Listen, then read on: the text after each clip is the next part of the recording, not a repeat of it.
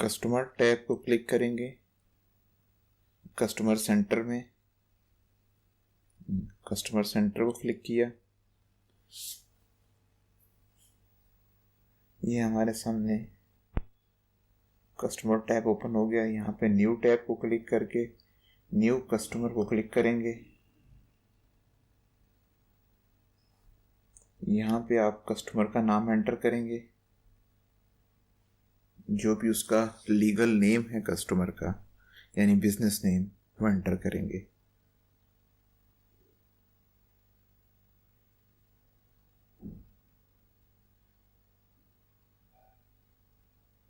उससे नीचे जो आपको टैब नज़र आ रहा है, इसमें आप ओपनिंग बैलेंस, यानी अगर आप एज एक रनिंग बिजनेस के डाटे को इसमें एंटर कर रहे हैं तो उस कस्टमर का जो बैलेंस, उस स्टेट को, जिस स्टेट को आप सॉफ्टवेयर शुरू कर रहे हैं, उसमें जो आपका बैलेंस होगा ओपनिंग, वो आप यहाँ पर डाल के साथ उसकी डेट एंटर कर देंगे। हमारा ओपनिंग बैलेंस 0 है, इस वजह से मैं इस ओपनिंग बैलेंस को मेंशन नहीं कर रहा। यहाँ पे भी कस्टमर का पूरा नाम, उसका एड्रेस आएगा नीचे। ये बिलिंग एड्रेस कहलाता है, यानी वो एड्रेस जिसके ऊपर आपने कस्टमर को अपनी इनवॉइस जो है वो सेंड करनी होती है, वो एड्रेस है ये। तो यहाँ पे मैं एक फर्जी एड्रेस टाइप कर देता हूँ। इस तरीके से आपने यहाँ पे कस्टमर का complete name, address, phone number सब देना है यहाँ पे, जिस पे आप इनवॉइस भेज सकें, क्योंकि ये इनवॉइस पे प्रिंट होगा। तो इस चीज़ को प्रॉपरली यहाँ पे एंटर करें। ये भी ऊपर हमने कुछ टैब छोड़ दिए हैं, वो भी मैं फिल करता हूँ। कस्टमर के कोशिश करें कि एज मच इंफॉर्मेशन जो कस्टमर के बारे में अवेलेबल हो वो आप इस यहाँ पे एंटर करें कस्टमर सेंटर में। ये कॉपी टू बाज़ का ये इस यहाँ पे आप वो एड्रेस एंटर करेंगे जिसमें आप कस्टमर को गुड्स भेजना चाहते हैं। बाज़ का कस्टमर का स्टोर डिफरेंट जगह पे होता है और बाकी ऑफिस डिफरेंट, तो इस सूरत में यहाँ पे उसका शिपिंग एड्रेस, ये बेसिकली कस्टमर का शिपिंग एड्रेस है जिसके ऊपर आप उसको गुड्स भेजेंगे। मैंने ये सपोज किया है कि दोनों एड्रेस एक ही, इससे मैंने वही एड्रेस कॉपी कर दिया है। यहाँ पे मेन कस्टमर का फ़ोन नंबर, अगर एक से ज़्यादा फ़ोन है तो वो भी एंटर कर दें। उसके बाद नीचे जो कंसर्न पर्सन है, जो ऑर्डर दे रहा है कस्टमर की साइड से, उसका फ़ोन नंबर एंटर करें, ताकि यहाँ पे फैक्स नंबर एंटर करें।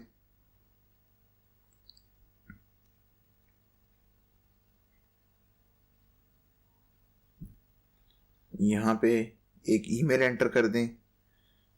कस्टमर की जो ईमेल्स हैं, नॉर्मली इदारों के साथ अगर आप काम कर रहे हैं तो एक ईमेल इन्फो के नाम से होती है जो सेंट्रलाइज होती है। यहाँ पे वो इन्फो वाली ईमेल एंटर कर दें।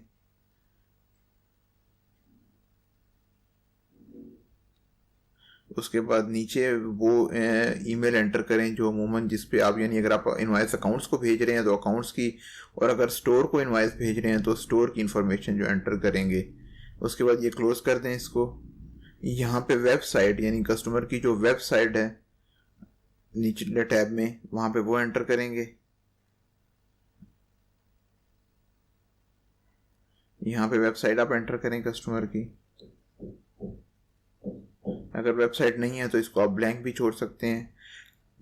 इनमें जो डाटा आपके पास ना हो वो आप ब्लैंक भी छोड़ सकते हैं, बाद में भी फिल कर सकते हैं, लेकिन कोशिश करें कि वन टाइम, क्योंकि एक दफ़ा अगर आप काम को छोड़ देंगे तो हो सकता है बाद में ये आप एंटर ना कर सकें। तो इसलिए यहाँ पे कंप्लीट डाटा, यहाँ पे क्रेडिट लिमिट, क्योंकि हर कस्टमर को आप क्रेडिट लिमिट असाइन करें।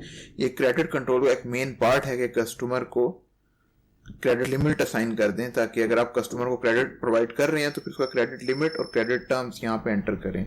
यहाँ पे नेट 30 डेज का मतलब ये है कि 30 डेज के बाद कस्टमर आपको 30 डेज में पेमेंट करेगा। उसके बाद नेक्स्ट ये चीज़ें होंगी। फिर यहाँ पे सेल्स टैक्स, अगर आपकी गुड्स टैक्सेबल हैं तो वो यहाँ पे अप्लाई उनका सेल्स टैक्स, लेकिन ये आपको मैं सेपरेट वीडियो में बताऊंगा पूरा कि सेल्स टैक्स को आपने बनाना कैसे है और लगाना कैसे है, क्योंकि इससे वीडियो लंबी हो जाएगी, तो ये आपको नेक्स्ट वीडियो में हम सिखाएंगे। यहाँ से अगर आप कस्टमर्स की क्लासिफिकेशन करना चाहते हैं तो आप कस्टमर की क्लासिफिकेशन कर सकते हैं according to geographical area, according to nature of customer.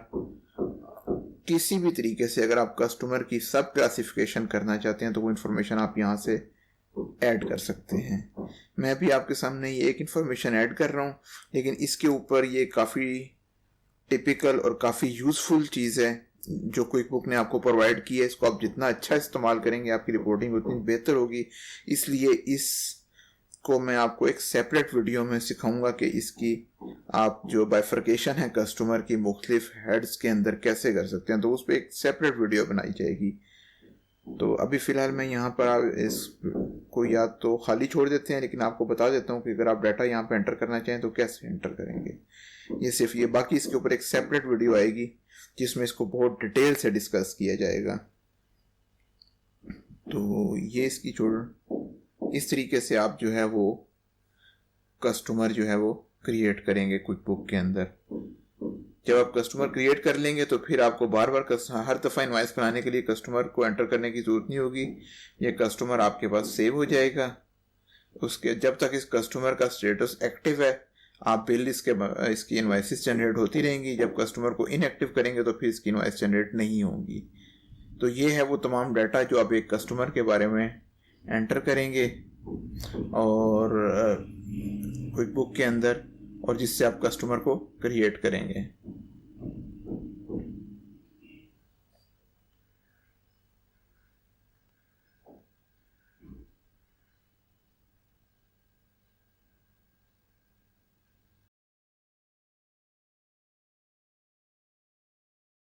Quick book open करेंगे और वेंडर सेंटर में चले जाएंगे। वेंडर सेंटर को क्लिक करेंगे। जिस तरह हमारे पास कस्टमर सेंटर में एक फॉर्म डिस्प्ले हुआ था, बिल्कुल वैसा ही एक फॉर्म वेंडर इन्फॉर्मेशन के नाम से डिस्प्ले हो जाएगा। और इसमें अब हम वेंडर की तमाम डिटेल, सबसे पहले न्यू वेंडर पे क्लिक करेंगे। न्यू वेंडर ओपन करने के लिए तो इस तरह एक फॉर्म ओपन हो जाएगा। यहाँ पे वेंडर का बिजनेस नेम हम एंटर करेंगे। उसका वो बिजनेस नेम जो उसके टैक्स डॉक्यूमेंट पे आ रहा है वो हम यहाँ पे एंटर करेंगे।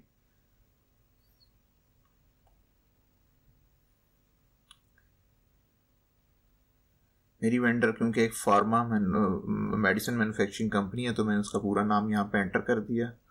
उसको इसी नाम को कॉपी पेस्ट करके यहाँ पे नीचे एंटर कर दूंगा कंपनी नेम के आगे, और वो नाम यहाँ पे बिलिंग एड्रेस में भी वही नाम कॉपी हो जाएगा। उसके बाद सबसे पहले मेन फ़ोन नंबर एंटर करूँगा। उसके बाद सेकंड फ़ोन नंबर, अगर कोई ऑप्शनल फ़ोन नंबर है तो इससे नीचे वाली रो में ऐड हो जाएगा। मोबाइल नंबर उससे नीचे वाली रो में ऐड होगा। और उसके बाद सबसे लास्ट जो रो है यहाँ पे फैक्स नंबर जो है वो एंटर हो जाएगा। फैक्स नंबर जो है वो एंटर करने के बाद लास्ट रो में फिर आगे नेक्स्ट, यहाँ पे हम मेन जो ईमेल है वो एंटर करेंगे। जो भी रेलिवेंट ईमेल जिस पे आपने कल को कॉरेस्पॉन्डेंस करनी है वो ईमेल यहाँ पे एंटर कर दें। उससे निचली रो में अगर कोई और अल्टरनेट ईमेल है तो वो भी सीसी ईमेल, जिसको सीसी में रखना ज़रूरी है, उसको यहाँ पे एंटर कर दें। उससे नेक्स्ट जो लाइन है उसमें हम जो है वो वेबसाइट एड्रेस एंटर करेंगे। ये मैंने यहाँ पे जो सीसी ईमेल यानी कार्बन कॉपी ईमेल है वो ऐड कर दी।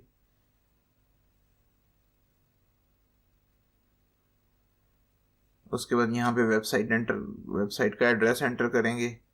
अगर वेबसाइट नहीं है कंपनी की यानी आपके वेंडर की तो आप उसको ब्लैंक भी छोड़ सकते हैं, लेकिन वही बात है कि आप यहाँ पे इतनी इंफॉर्मेशन एंटर करें जो ज़रूरी है।